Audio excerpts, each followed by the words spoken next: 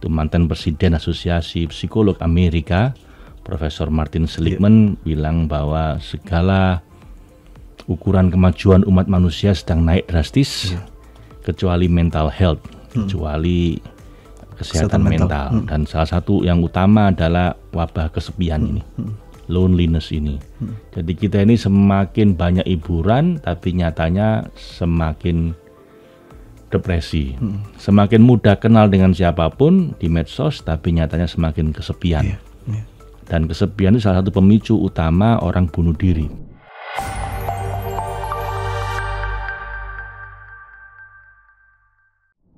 Bismillahirrahmanirrahim. Pak Faiz, kita masuk ke bab ke-6 nih Pak. Masih membahas tentang buku 70 Jalan Cinta Menuju Tuhan. Oke. Ini menarik nih Pak, tentang loneliness, tentang kesepian versus menyendiri. Apa nih Pak bedanya? Boleh dibahas Pak Faiz? Ya, jadi loneliness and solitude gitu. Oke. Kesepian dan menyendiri. Oke. Kesepian adalah wabah psikologis abad ini yang banyak berujung pada keputusasaan dan bunuh diri. Sedangkan menyendiri adalah obat psikologis untuk meraih pencerahan jiwa. Oke. Sepertinya mirip, tapi keduanya sungguh sangat beda rasanya. Dan beda jauh pula dampaknya. Banyak orang tetap merasa dilanda kesepian yang mencekam di dasar hatinya, kendati sedang berada di tengah keramaian atau sibuk dengan aneka macam hiburan. Lonely in crowd ini. Sementara ada juga walaupun cuma sedikit orang yang hatinya nggak pernah merasa sepi, walaupun sedang menyendiri di tengah hutan dan hanya berteman gelapnya malam. Kesepian adalah penyakit, sementara menyendiri adalah obat. Menyendirilah tanpa merasa kesepian, karena berawal dari sanalah kemesraan berdua dengannya dapat kita rasakan. Masya Allah. Jadi Mas, sekarang ini wabah loneliness ini sangat meluas ya. Kemarin waktu saya ikut konferensi di Melbourne di Australia, itu mantan presiden Asosiasi Psikolog Amerika, Profesor Martin Seligman bilang bahwa segala ukuran kemajuan umat manusia sedang naik drastis, kecuali mental health, kecuali kesehatan mental. Dan salah satu yang utama adalah wabah kesepian ini, loneliness ini. Jadi kita ini semakin banyak hiburan, tapi nyatanya semakin depresi. Semakin mudah kenal dengan siapapun di medsos, tapi nyatanya semakin kesepian. Dan kesepian itu salah satu pemicu utama orang bunuh diri. Merasa meaningless ya. Karena studi di Harvard selama 70 tahun ya, ini studi yang paling lama di dunia, longitudinal study, itu menunjukkan bahwa kalau ada orang bahagia setelah diteliti sama 70 tahun, itu satu-satunya faktor yang paling menentukan adalah hubungan dengan orang lain. Jadi intimate relationship. Hubungan dengan orang-orang dekat ini seberapa dia baik. Kalau jelek itu alamat gak bahagia, tapi kalau baik jadi sangat bahagia. Dan salah satu indikator hubungan jelek itu adalah merasa kesepian, walaupun sedang bersama. Walaupun serumah tapi merasa sepi di hati kita. Ada yang jauh tapi merasa ditemani. Merasa terhubung. Sementara ada yang serumah, sekamar tapi merasa emotional disconnection. Makanya kesepian itu wabah psikologis. Dan itu beda dengan menyendiri Pak ternyata ya?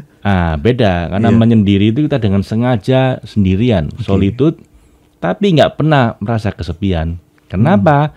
Karena merasa ada yang menemani. Masya Allah. Yaitu Tuhan, ya, yang lebih dekat dibanding urat leher kita sendiri. Jadi kalau Anda merasa kesepian, Bapak Ibu, Anda harus segera mencari pertolongan ke psikolog, psikiater, atau ke safety, atau harus cari solusi lah, jangan sampai merasa kesepian. Karena di Jepang itu bisa sangat ramai, di Tokyo itu kota paling ramai di dunia kan. Tapi banyak orang bunuh diri gara-gara merasa kesepian. Tapi kalau Anda dengan sengaja menyepi gitu ya, solitude, kholwat gitu Pak. Nah itu justru jadi obat, bukan jadi penyakit. Di hampir semua tradisi agama dan keyakinan itu salah satu jalan spiritual itu adalah kita menyendiri. Nabi pun kan di Gua Hira gitu ya. Nabi Musa pun di Bukit Tursina. Jadi semua nabi itu pernah mengalami episode mindfulness atau solitude atau kholwat ini. Karena syarat pertama untuk bisa mendengar suara hati kita adalah kita harus mensterilkan diri kita dari segala macam kebisingan. Ya. Jadi untuk kita bisa dapat inspirasi, dapat ilham, kalau Nabi itu dapat wahyu, harus masuk wilayah sunyi dulu. Karena kita ini terlalu bising dengan suara dari luar, dari medsos, bahkan dari suara kita sendiri karena kita ngomong terus. Harus sekali-sekali disterilkan dari itu semua. Nah kalau solitude, nah itu justru malah obat.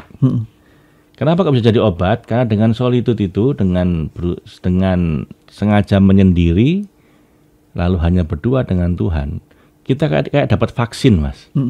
Dapat vaksin emosi di mana kalau kita merasa sendirian itu nggak pernah kesepian gitu. Karena merasa selalu ada yang menemani. Jadi kalau bagi saya nggak ada bedanya saya mau di Manhattan di New York itu rame segitu, ataupun di hutan sama guru saya, bagi saya nggak pernah kesepian. Masya Allah. Saya merasa selalu ada yang menemani. Dan itu harus dilatih sih, Mas. Harus dilatih. Makanya kalimat la tahzan innallaha ma'ana itu dalam ya Pak ya. Jangan sedih, Allah bersama kita apapun keadaan. Ya benar, itu bagus tuh. Jadi innallaha ma'ana. Karena memang orang sedih itu karena merasa sendiri, Mas. Iya. Begitu merasa ada yang menemani, jadi berkurang kesedihannya. Apalagi kalau yang menemani ini yang maha segalanya, harusnya kita merasa bahagia apapun kondisi kita. Jadi ini perlu latihan, Mas. Nah, gimana latihannya nih Pak? Nah, latihan ke-6 ini, perhatikan hati kita. Apakah ia merasa sendirian dan kesepian? Maka kalau iya, waspadalah, karena itu merupakan penyakit psikologis yang mematikan. Jadi segera cari pertolongan. Lalu renungkanlah lagi, apakah di tengah kesepian itu kita temukan teman yang gak pernah meninggalkan kita? Apakah justru ketika kita sendirian kita merasakan kemesraan cintanya? Maka bila iya, berbahagialah.